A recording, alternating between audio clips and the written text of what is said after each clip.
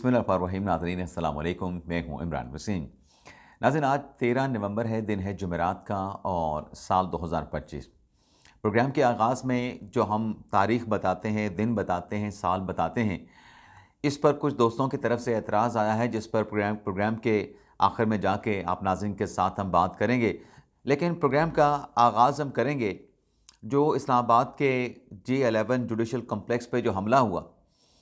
इस हमले के बाद बल्कि ना सिर्फ G11 पे जो हमला हुआ, बल्कि वाना कैडेट कॉलेज पे जो दहशतगर्दों ने जो अटैक किया, इन दोनों अटैक्स को लेके नाज़रीन मैंने सोशल मीडिया पे देखा, मैंने प्राइवेट गुफ्तगू में देखा कि लोगों की जानिब से ये कहा जा रहा था कि ये जो 27वीं आईनी तरमीम पार्लियामेंट से मंजूर करवाई जा रही है और फील्ड मार्शल को जो ताहयात ओहदे से नवाजा जा रहा है, ये दोनों जो अटैक्स हुए हैं, चाहे G11 के जुडिशल कॉम्प्लेक्स पे हुआ है, चाहे वाना के कैडेट कॉलेज में हुआ है, ये सारे स्टेज किए गए हैं।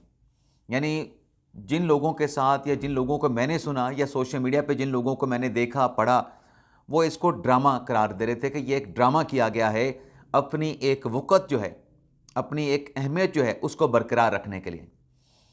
अब रात गए नाज़रीन, बल्कि कल सुबह से जो डेवलपमेंट हुई, जो श्रीलंकन टीम के खिलाड़ियों की जानिब से पाकिस्तान का जो दौरा था उसको मनसूख करने की बात की गई। इंडियन क्रिकेट टीम के प्लेयर्स ने अपने वतन श्रीलंका जाने की बात की, अपने क्रिकेट बोर्ड के साथ बात की। अब मेरे ख्याल से ये जो सब कुछ चल रहा था, अगर ये दौरा श्रीलंका का मनसूख हो जाता, वो तो शुक्रिया श्रीलंकन टीम, शुक्रिया श्रीलंकन क्रिकेट बोर्ड, शुक्रिया श्रीलंकन गवर्नमेंट के जो वज़ीर दाखिला मोहसिन नकवी साहब ने जाके उनको यकीन दहानी कराई सिक्योरिटी के हवाले से, तो वो दौरा मुकम्मल करने पे कामयाब हो गए। लेकिन हम भूल जाते हैं। कल मैं एक जगह पे वॉक कर रहा था, अपने उस वॉक के दौरान एग्जैक्टली यही बात मुझसे वॉक करते हुए एक शख्स ने भी कही। मैंने उससे ये कहा था कि देखें, ये जो आप ड्रामा स्टेज करने की बात कर रहे हैं, एक ऐसे मौके पे जब श्रीलंका की टीम जो जिस पर 2008-9 में टेररिस्ट अटैक हुआ था, वो टीम रावलपिंडी इस्लामाबाद में मौजूद है, तो क्या आपके ज़हन को खुद नहीं लगता कि ऐसा मुमकिन नहीं हो सकता कि वो क्रिकेट जो कई सालों के बाद, डेकेड्स के बाद पाकिस्तान में वापस आई है और बड़ी कोशिशों से वापस आई है, तो श्रीलंका की टीम जब पाकिस्तान का दौरा कर रही है, रावलपिंडी इस्लामाबाद में मौजूद है, तो क्या इस मौके पे कोई इदारा ऐसा कोई ड्रामा, जिसको आप जुडिशल कम्प्लेक्स को ड्रामा करार दे रहे हैं, ऐसा कुछ कर सकता है, कुछ स्टेज कर सकता है? फिर इंसानी जानों का ज़िया हुआ है, आप ऐसी बात क्यों और कैसे कर सकते हैं? तो उसने कहा, हाँ, ये बात आपकी बिल्कुल ठीक है, ये तो मैंने पहलू सोचा ही नहीं। लेकिन वाना में अब नाज़रीन इस किस्म की जो सोच है, उस सोच को सलाम है, उस सोच को सलाम है। यानी यहाँ पे 12 लोग यहाँ पे शहीद हो गए, जाँ बहक हो गए, दर्जन भर से ज़्यादा जो है वो ज़ख्मी हो गए। वाना में 500 साढ़े 500 से ज़्यादा जो स्टूडेंट थे, उसके साथ जो स्टाफ था, जो कि 650 से तक जाके बनता था, उनकी ज़िंदगियाँ खतरे में पड़ गई। इनको जो है वो ड्रामा लगता है। अब एपीएस का जो वाक़या हुआ था, अगर खुदा न खास्ता वाना में एपीएस जैसा वाक़या हो जाता, तो फिर अब भारत क्या चाह रहा था? अपने स्पॉन्सर्स को पाकिस्तान में लॉन्च करके इस किस्म की दहशतगर्दी के वाक़यात करा के क्या चाहता था कि पाकिस्तान इंटरनेशनल सतह पे बदनाम हो, और अगर श्रीलंका की टीम वापस चली जाती तो बदनामी तो पाकिस्तान की होती। यहाँ से फिर हमारे जो मैदान जो आबाद हुए हैं, दोबारा से वो वीरान हो जाते। कोई दूसरी क्रिकेट टीम पाकिस्तान का दौरा करने के लिए 100 बार सोचती। मेरे ख्याल से हमें भी सोचना चाहिए। अब आप देखें ना कि दिल्ली में, उनकी कैपिटल सिटी में जो अटैक हुआ है, मोदी सरकार ने, हालांकि इंडियन पुलिस का स्टेटमेंट मौजूद है कि ये खुदकुश धमाका नहीं लगता, ये सिलेंडर ब्लास्ट लगता है। लेकिन कल जो मोदी वज़ीर आज़म की सरबराही में जो उनकी काबीना का इजलास हुआ है, उसमें जो अटैक है कैपिटल सिटी न्यू दिल्ली में, उसको दहशतगर्दी का वाक़या करार दिया गया है। और जो प्रेस रिलीज जारी की गई, उसमें क्या कहा गया कि जो परपिट्रेटर हैं, जो ज़िम्मेदारान हैं, जो कोलैबोरेटर हैं, जो सहूलतकार हैं और जो स्पॉन्सर्ड हैं, उनका पता चलाया जाए, उनकी निशानदेही की जाए। अब आपके सामने है कि पाकिस्तान के जो मशरकी बॉर्डर है, वहाँ पर भारत जो है, जो जिस ज़िल्लत का, जिस शर्मिंदगी का भारत को सामना करना पड़ा है, भारत उस ज़िल्लत का बदला लेने के लिए तैयारियां कर रहा है, जंगी मशकें कर रहा है। और ये मैं नहीं कह रहा, ये भारत के जो मिनिस्टर हैं काबीना के, वो कई मरतबा कह चुके हैं कि ऑपरेशन सिंदूर जो है अभी बंद नहीं हुआ। ऑपरेशन 2.0 जो है वो जल्द हम लॉन्च करेंगे पाकिस्तान के खिलाफ। तो इन धमकियों पे जहां एक जवाब मोहसिन नकवी साहब ने अपनी जो कन्विंसिंग उनकी कैपेबिलिटी थी, श्रीलंकन टीम को राज़ी किया, सिक्योरिटी के हवाले से उनको ज़मानत दी, एक तो ये भारत को तमाचा पहुंचा है रात। और दूसरा जो कल वज़ीर आज़म शहबाज शरीफ साहब ने कौमी असम्बली के इजलास से खिताब करते हुए कहा कि भारत की जो साजिशें हैं, नाम उन्होंने भारत का नहीं लिया, दुश्मन का नाम लिया, कि दुश्मन की जो साजिशें हैं पाकिस्तान उन तमाम साजिशों से आगाह है। पहले भी शहबाज शरीफ साहब ने कहा कि दुश्मन को यानी भारत को मुंह तोड़ जवाब दिया था, अब अगर दोबारा कोई जारियत की गई उसका भी उससे ज़्यादा शिद्दत से मुंह तोड़ जवाब दिया जाएगा। और पाकिस्तान के जो फोर्सेस हैं वो मुकम्मल तौर पे अलर्ट हैं। दुश्मन पाकिस्तान क्या सोच रहा है, पाकिस्तान मुकम्मल तौर पे आगाह है। और पाकिस्तान ने जो नोटम है, टिल जो रेंज है चकवाल की, उससे मुतल्लिक पाकिस्तान ने जो नोटम है वो भी एक्टिवेट कर दिया है 12 से लेके 18 नवंबर तक। एक तो नाज़रीन ये ख़बर आपके साथ हमने डिस्कस करनी थी, जो रात गए भारत को 2 मुंह तोड़ जवाब मिले हैं, एक वज़ीर दाखिला मोहसिन नकवी की तरफ से और दूसरा वज़ीर आज़म शहबाज शरीफ की तरफ से। अब नाज़रीन बात कर लेते हैं 27वीं आईनी तरमीम की। जो लोग ये बात कर रहे हैं ना कि जो याहिया अफरीदी साहब हैं उन्होंने अपने लिए चीफ जस्टिस ऑफ पाकिस्तान का ओहदा ले लिया, उनकी बात में वज़न है, वो ठीक है। लेकिन जब वो ये बात करते हैं कि सुप्रीम कोर्ट को ख़त्म कर दिया गया, तो ये झूठी मनगढ़ंत बात है। सुप्रीम कोर्ट के 2 अख्तियारात को, जो सुप्रीम कोर्ट का ओरिजिनल जुरिस्डिक्शन है, सुप्रीम कोर्ट का एपलेस जुरिस्डिक्शन है, उसको अलग अलग कर दिया गया है।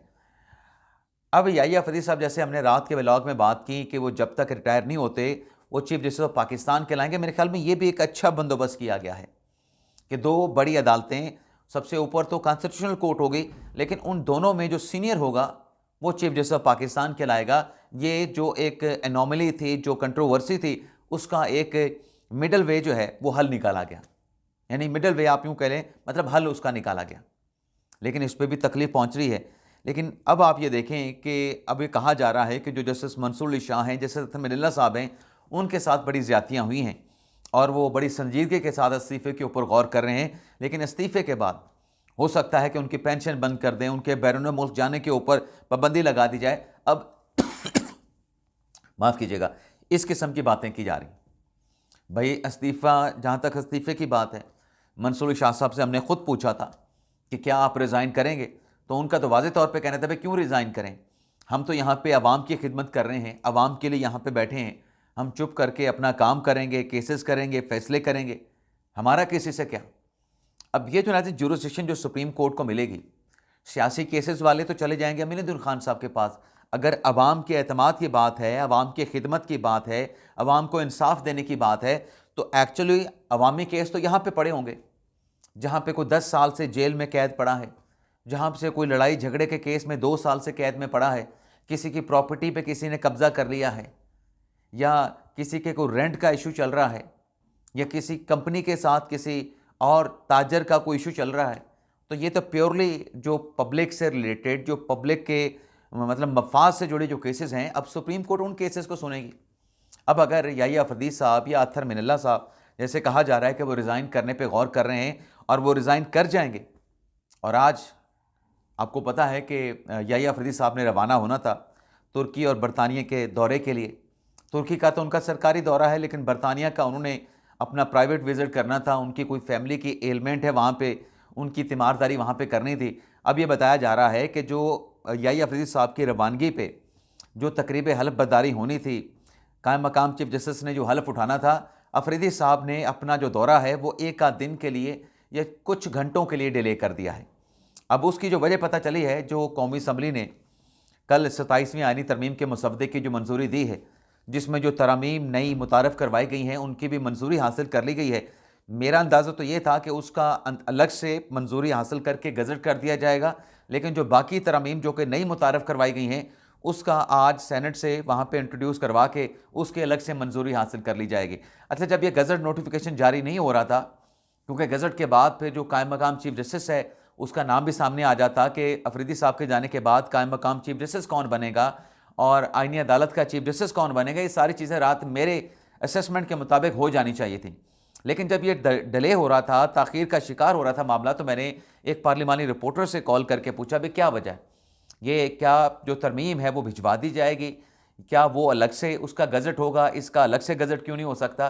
तो उस मेरे दोस्त रिपोर्टर की तरफ से ये बताया गया कि देखिए इमरान भाई कि अगर ये जो 27वीं आईनी तरमीम का वो मसवदा जो कि सेनेट ने मंजूर किया है, उसकी हद तक अगर गज़ट कर दिया जाए और जो बाकी तरमीम अमेंडमेंट आज कौमी असम्बली से मंजूर करवाई गई हैं, तो ये 28वीं तरमीम बन जाएगी। एक 27वीं तरमीम होगी, एक 28वीं तरमीम होगी।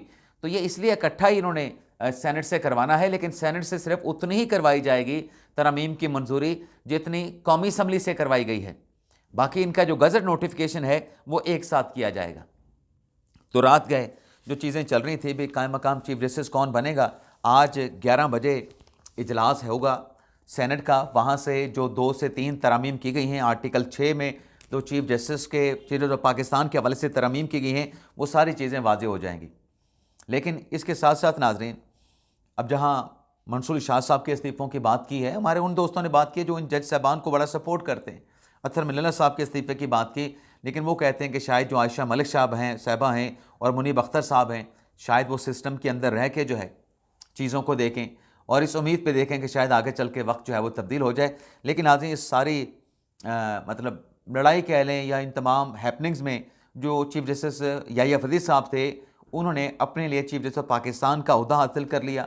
और जो जस्टिस अमीनुद्दीन खान साहब हैं, अब वो लगता ऐसे है कि क्लैरिटी आने के बाद अब वो आईनी अदालत के पहले चीफ जस्टिस बनेंगे, first chief justice of federal constitutional court. तो अब नाज़रीन चलते हैं गीले तीतर इमरान रियाज की बात भी कर लेते हैं। नाज़रीन गीले तीतर इमरान रियाज से मुतल्लिक नाम लिए बगैर पिछले दिनों बरतानिया में शाहिद अफरीदी ने एक स्टेटमेंट दिया था कि गधे पे बैठ के गधा जो है वो मुल्क से फ़रार हो गया था। अब उसमें उन्होंने किसी का नाम नहीं लिया था, लेकिन शाहिद अफरीदी की इस बात पे, क्योंकि वो कह रहे थे कि इस तरह के जो यूट्यूबर हैं, सोशल मीडिया इन्फ्लुएंसर हैं, वो झूठ फैलाते हैं। पाकिस्तान में जो नौजवान हैं, जो अवाम हैं, उनके जहनों को पलूट करते हैं, आलूदा करते हैं। तो उस पर फिर इमरान रियाज खान ने अपना कोड करके जो सोशल मीडिया का पोस्ट था उस पर लिखा कि मैं ऐसे और शाहिद खान अफरीदी ऐसे वैसे।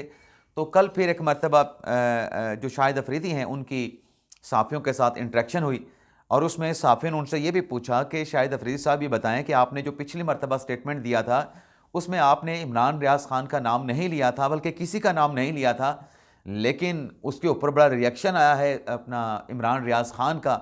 तो उस पर फिर शाहिद अफरीदी ने कहा कि मैंने तो किसी का नाम नहीं लिया था, लेकिन लगता ऐसे है कि जिससे मुतल्लिक बात हो रही थी नाम लिया बगैर उसने अपने आप को पहचान लिया। यानी इतना अक्ल का फारग आदमी है कि उसने नाम नहीं लिया, तो फिर तुम क्यों उस पर रिस्पॉन्स कर रहे हो। फिर तो बात शाहिद अफरीदी की ठीक है कि उसने लिखा कि गधे के ऊपर बैठ के गधा फरार हुआ था, तो फिर तुमने उस पर रिस्पॉन्स करके बता दिया, तस्दीक कर दी कि बात तुम्हारे मुतल्लिक की गई है। और फिर शाहिद अफरीदी ने यह भी कहा कि इसको जो गलत फहमी है, जो ये झूठ फैलाता है कि ये इदारों से ज़्यादा तगड़ा हो गया है, अगर इतना ही तगड़ा है और ये टक्कर देने की बातें करता है तो आए पाकिस्तान में वहाँ पे बैठ के बात करे।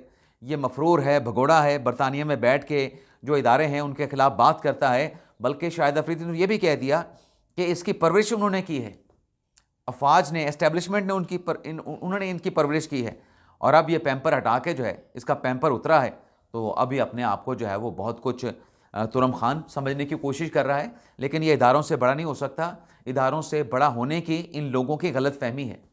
ये शाहिद अफरीदी ने कहा कि ये गलत फहमी का शिकार हैं कि ये इदारों से बड़े हो सकते हैं। बाकी पाकिस्तान तहरीक इंसाफ ने 27वें आईनी तरमीम की मंजूरी के बाद एहतजाज का ऐलान किया है कि हम एहतजाज करेंगे। और एहतजाज क्या होगा, जुमा के दिन, जुमा नमाज के बाद तमाम जो मसाजिद हैं उनके बाहर पाकिस्तान तहरीक इंसाफ अपोजिशन अलायंस के जो लोग हैं वो एहतजाज करेंगे। इजाज़त चाहते हैं नाज़रीन, अल्लाह हाफ़िज़।